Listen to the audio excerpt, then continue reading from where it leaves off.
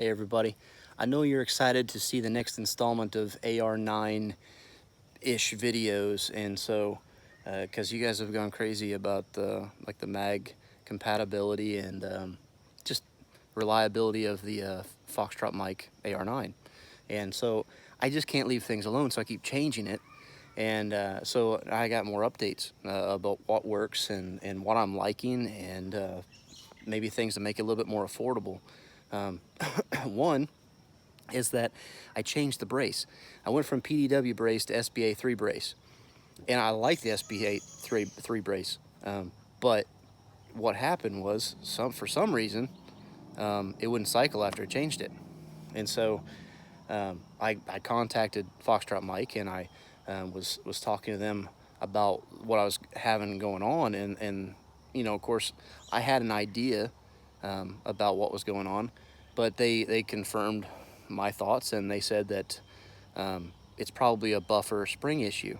It's not seating all the way. So I wasn't even getting light primer strikes. It's like the bolt wasn't seating, and there's very little distance for that hammer to clear the edge of the bolt to actually strike the firing pin. So anyway, they recommended that I use an AR10 carbine buffer spring and like a 8.5 ounce buffer, which I have a 9mm buffer, but I have no idea how heavy it is because my digital scale's all jacked up and I can't weigh it. So I talked to them and the representative there, maybe even the owner, I'm not sure, I can't remember the name, I'll have to put it in the comments later. From the email I got back really quick, great customer service. I asked them, can I get it through you guys, because I can't find anything right now because every AR part in the world is bought up. And they said, yeah, absolutely, just send us a check for 30 bucks and a note saying what you need and we'll send it out. I said, cool.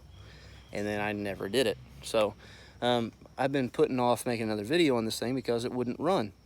But then I got this idea. I'm like, well, what if my buffer's the right weight, but I just don't have enough spring tension to seat that bolt all the way?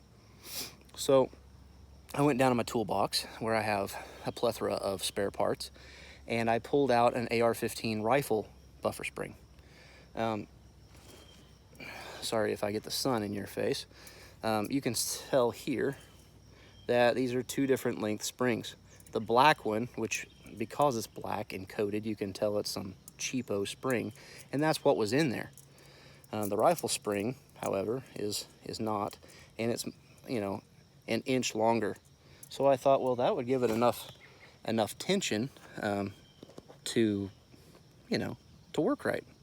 So I slapped the thing in there, and guess what? It did work right, and it ran flawless. I'd only shot 150 rounds today because, one, ammo's precious. It's precious. It's hard to get a hold of. I was in Missouri here last week, and I bought 500 rounds for 24 cents a round.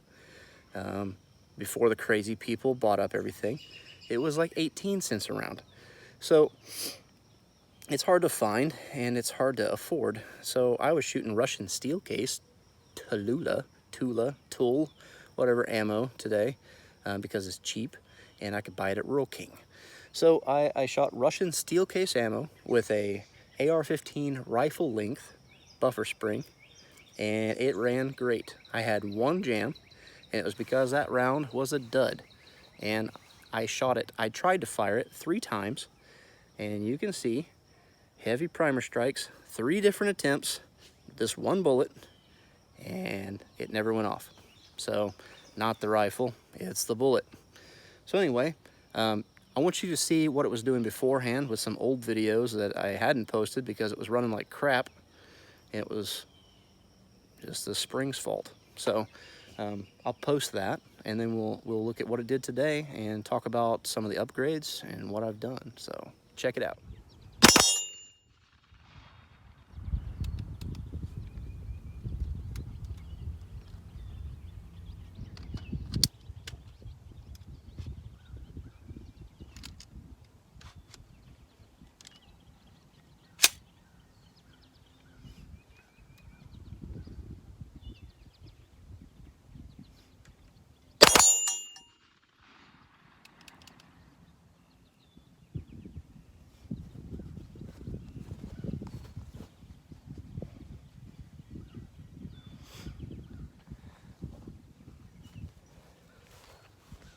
Alright, so I'm already outrunning this trigger. ETS mag is working okay. Loaded round was in the chamber.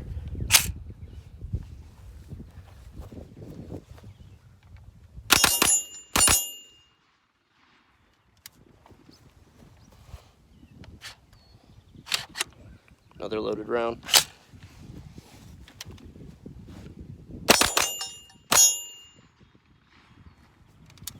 So it's been a while, and I was going to do an update on the AR9 and some changes I've made to it.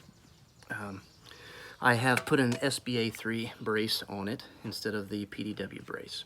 It's lighter weight, it adjusts easier, it's just better in my mind. It works more like a regular M4 stock.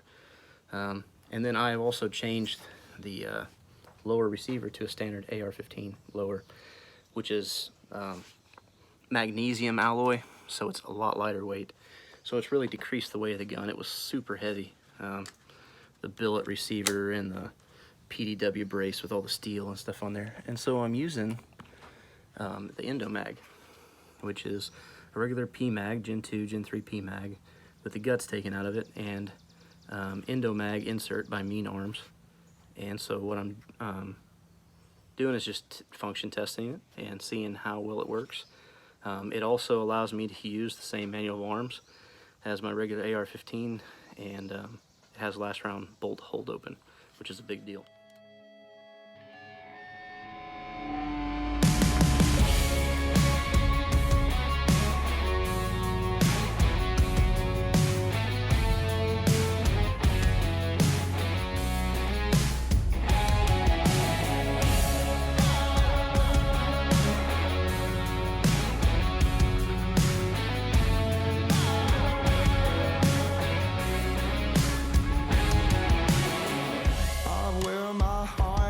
Sleeve. Don't wanna be fake, but I heard I should be ashamed. In the days of chaos that we're all involved in right now, it's hard to find good ammo, and so I have good ammo, but I don't want to shoot it. And Foxtrot Mike guarantees that their rifles, pistols, carbines, whatever you want to call them, guaranteed to work with steel-cased ammo. So most things will work with steel-cased ammo in reality, but I don't want to shoot good stuff, so I'm going to shoot steel-cased ammo because it's cheaper, and I don't really care when I'm test firing something whether it's that accurate or not. So I'm going to shoot the Russian Tula ammo, tool ammo, whatever you want to call it. And so far it's working great. So I'm going to load this EndoMag up again, and you see, it's just an insert that goes in, holds 9mm rounds in a PMag, which is super cool. So I'm gonna have to get me some more of these so I don't have to reload them every time that I want to shoot. I went from Glock mags to EndoMags. I already have other guns that take Glock mags. It wasn't that big of a deal. But I just wanted to have the same manual arms with an AR9 as I did with an AR-15. I wanted last round bolt hold open without spending a bunch of money.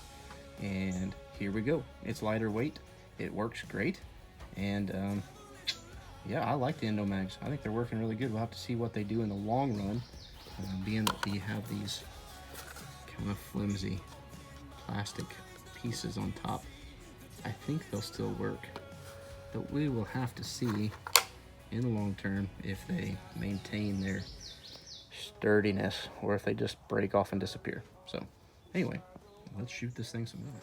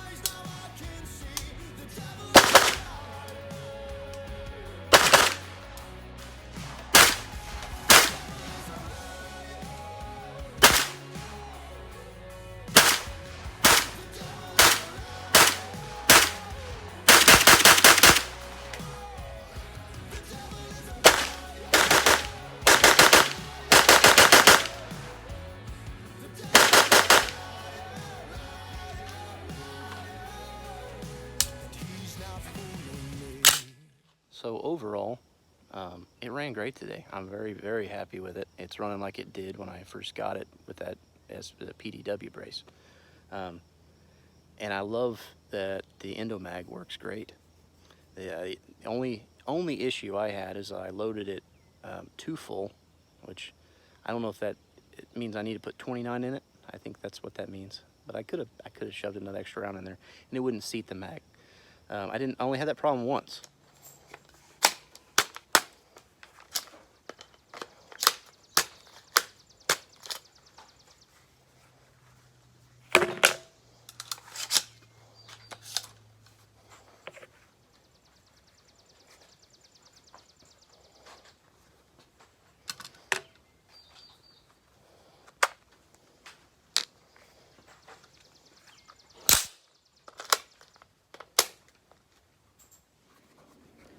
All right, let's settle this right now. A 1, A 2,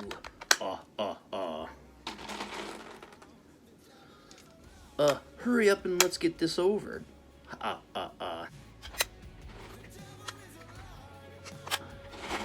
6, 7, 8, 9, 10, 11, 12, 13, 14, 15, 16, 17, 18, 19,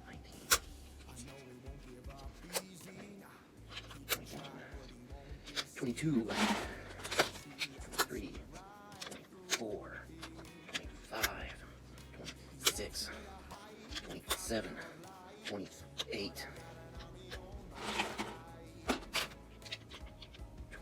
29, 30, let's see, 31. So I think I managed to shove a 31st round in that magazine. I'll try it again later, see if it's possible. But anyway, so it didn't seat the mag, and I had to take a round out, and then it would seat. It's the only time I had that problem. I loaded it to full capacity and counted rounds those times. I didn't have any problems. The only thing I have, I'm not really against it, it's just the only thing that I would say that you might not appreciate is that if you unload the rifle while it's loaded, take the magazine out like normal, and then take the round out of the chamber, the magazine itself has the ejector on it. So it will not work. It will not eject the round without you physically you're putting your fingers inside there and removing the round. No ejectee without the mags. It only works when the magazine's inside. So every round ejected while firing, and on the last round after fired, it locks to the rear. And so the manual of arms is exactly the same as your standard AR-15, other than mine's a side charger. And but when I went to unload the round with a partially loaded magazine, I had to physically remove the round from the bolt because it won't do it by itself. So, which isn't really a complaint, it's just something that you just have to deal with because, because it's based on the magazine, not on the receiver itself. So it doesn't affect reloads in any way, because if you have a live round in the chamber and you're just doing a tactical reload and refilling your gun, you're still loaded. And if you run out of ammunition, the bolt locks the rear. It informs you that your bolt you're out of ammunition, and so you know to change the mag. It doesn't affect running the gun at all. It just affects that whenever you're done shooting at the range and you didn't want to shoot all your ammo, that you're going to have to manually remove the round from the bolt. And so don't mistake that, that you cleared the weapon and then actually there's a round in the chamber. So be cautious of that if you go with the EndoMag. I think it's a great option though, because I can use the same mag pouches, same manual of arms, and just put an insert in some old Magpul PMags, Gen 2, Gen 3, and run my gun with a AR-15 lower. The lower is a Mag Tactical, another Mag Tactical magnesium alloy lower, which is I'm pretty sure it's owned by Fostech now, because the Fostech light rifles are a magnesium alloy, and this company that made Mag Tactical was just down the road from them. So I think, pretty sure that they own them, because Mag Tactical is not really a thing anymore. So sturdy, I don't see any problems with that. People online had complaints about them being brittle and things, and I guess we'll find out, because now it's on a real gun. Unlike the 22 that I built on one, that's just kind of, you know, it's not going to put a lot of pressure on that receiver. So I hope you appreciate this video. I had a lot of fun with it today, and I shot more ammo than I should have, because the world's gone mad, and I guess we need lots of ammo. I don't know. I hope not. Try and live at peace with all men. Don't let the times get you down. Don't be paranoid. Okay, be a little paranoid. Don't be depressed. Trust God. God's got it. You put your faith in Him. I mean, He's conquered armies and slain giants, and He can handle the problems in our nation if we just trust Him with it. So trust Him with it. Don't get caught up in the racism and the hate baiting and all the political junk trying to tear our nation down. I love America. I love what America stands for. I love what America continues to be, a beacon of freedom in the world, and we need to remain that beacon of freedom and not turn it over to crazy people who don't want freedom, apparently. So, yeah, God bless America, and America bless God, okay? Bless Him back by your actions, by your words, by your attitudes. And by doing that, bless people around you. All right, Humble Vet signing out. Hope you enjoyed the video.